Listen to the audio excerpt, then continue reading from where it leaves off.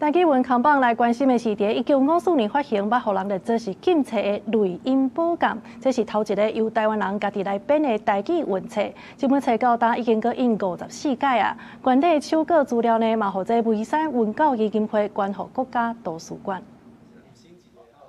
在家己院長的見證之下，雷音寶鑑的手稿資料正式交予國家圖書館。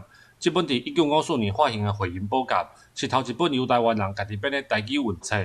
研究這本冊教授表示，雷音寶鑑對早期台記文化推廣甲保存有真重要的意義。伊收集了真純正的台灣音，而且呢，閣有參考着泉州音、漳州音泉州、漳州這兩個音來到台灣之後的融合的改變等等來編做這組的文冊。稍微早年來嘉陵。要交的時候，那個就是非法集會啊，就是非法集會啊。但是戒嚴還在嘛，非法集會啊，那在派出所登記啊，它都有案的，就是違反國家國語推陳政策。這本雷音寶鑑是由嘉義縣梅山鄉的中醫師辛富進先生所編的，為着要讓唔捌字的民眾嘛會當來學台語，才來編這本雷音寶鑑。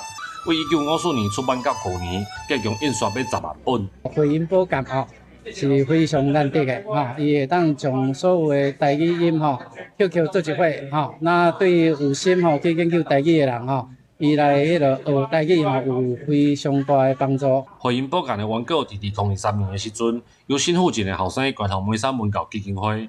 基金會認為這是真重要的文件資料，所以佫捐予國家圖書館。